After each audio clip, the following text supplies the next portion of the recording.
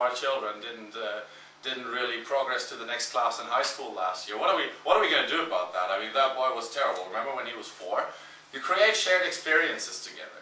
Even though they're bullshit, they are, you know, trust me, they will be received. If they are funny, and, you know, within that funny shared experience, you can build up sexual little things, right? Like when I'm going to talk about my Let's Get Married in Vegas little thing, which I tend to do from time to time, you know, it's like, oh, remember when we got married in Vegas? Oh, it was great. And our night afterwards in the Mirage President Suite, wonderful. You had that Marley's Decker set on. It was brilliant. You know, it's jokes. It all didn't happen, but that way, within the joke, you know, you progress it on a sexual level a little bit more, the conversation. You can throw baits. Do you guys know what a bait is? In this sense? No.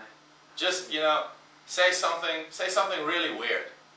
It's just like, I think you haven't been spanked enough by your last boyfriend. Or it's like, when she comes over, you know, this door goes to like a really secret dungeon I can't tell you about. Let's go somewhere else. You know? It's just like, you amp it up in a weird way, which will get her curious. She probably won't dare to ask about it. If she does, you can just, you know, make up a funny story out of it. Or you can say like, yeah, you want to know. I know why you want to know. Bring it forward that way. So those are all little things you can do. And once you're a little bit closer to the girl, once you're talking normally, you can say stuff like, oh man, you're so cute, you remind me of my little sister. We can never sleep with each other. This would be just too weird, you know? By that, you're kind of assuming that she would sleep with you, right? You're sort of saying, no, we can't do that, and you're like my little sister. Yeah, that would be just too weird. I can't sleep with someone who's like my little sister. In her mind, it will switch, ideally, in a way that she'll think like, yeah, why can I not sleep with him, you know? Unless, like, that's if you've done everything right before, obviously. And, you know, when would you do these things? When you talk about indirect gaming, you don't want to go in it too early. Like I said, you usually start a little bit distant, not telegraphing your interest. You can start once you have telegraphed your interest, right? Once you're a little bit more in the comfort phase. In direct game, if you do it funny enough, and if you know, can either get away with it, or push it through, you can do it right after you're hooking. Or you can even hook with it. Like I said, the girls that were dancing sexy as fuck, I kind of hooked with it. They were laughing their asses off. They loved it. In the end, we ended up, you know, spending the whole night together. It was great. It was great fun, really. After the hooking point, but calibrate your timing. Don't do anything that is not due right now. It's just like, if you're completely out of line, that's something like over-negging, you know? It's like, ah, your skirt's bad, and your hair isn't real, and God, those shoes. You know, don't overdo it, you know? Make sure you're calibrated in the moment where it belongs, right? When you do it indirectly, remember that curve? You consistently increase it. You do not go back. Please don't go back. In natural game, you can, but or less structured game, I like to call it rather. But in my opinion, you should start with less structured game once you've been through a structure a few times in order to really realize which moments are where. I think the next one, unless I forgot something again. Oh yeah. No, next one. Next one's good. Right. There's this getting away with it versus pushing through example. I would try to push through more than getting away with it. Like living your antithesis, a non-congruent spike is basically making a really manly move on her by saying you're gay. Or something like that. It's more like a joke. It's more like playful fun to get a bit more physical maybe. But it's not something that will, you know, inherently progress your interaction.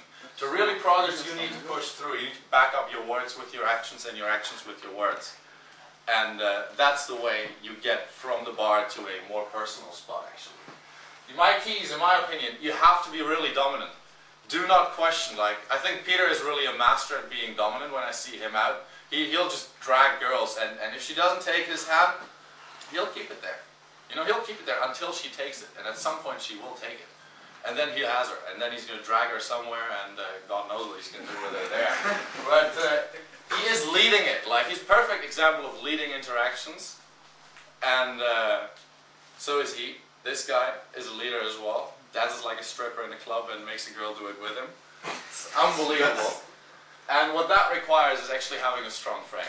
because this is ridiculous. Guys don't normally do this to her, and she'll first might be like, if she's not in an absolute party mood, if she's kind of like, you know, low energy, she'll be like, what the hell?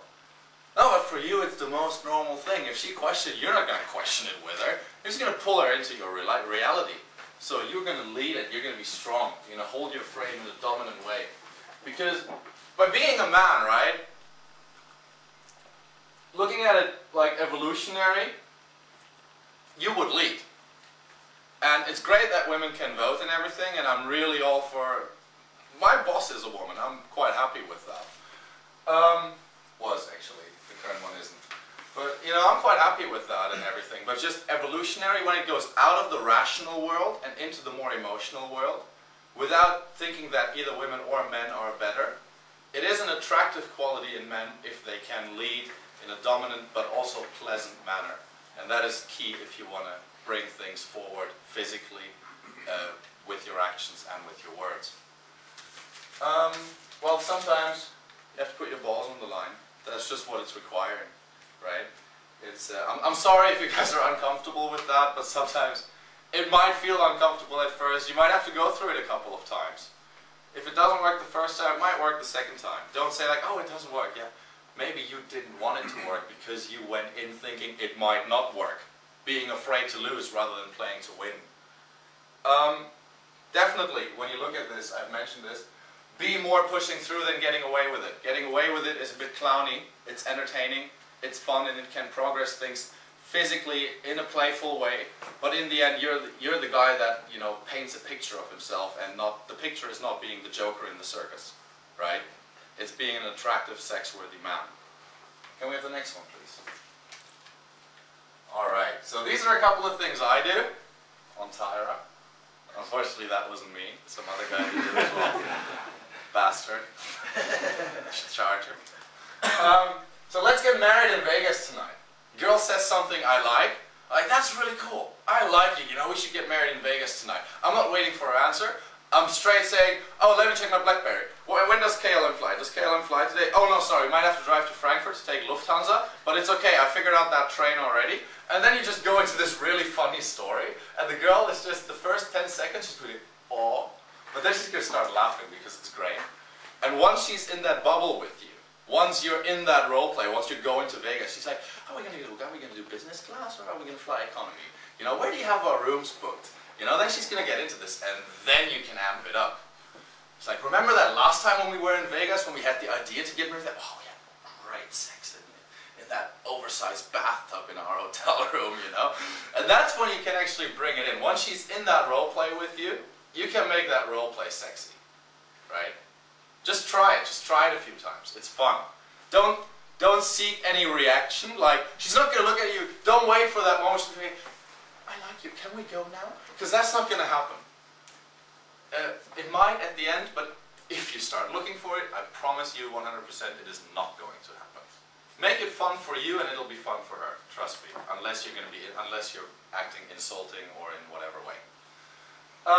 Watch it, I bite hard. Girl says something I don't like, that's basically what I answer. And she'll look at me, and if she's physically comfortable with me, I'll bite her on the neck. And I really bite her. Like, I don't take a little bit of skin, but I think Neil described this in the game as well. I take like a whole chunk, because otherwise it's going to hurt.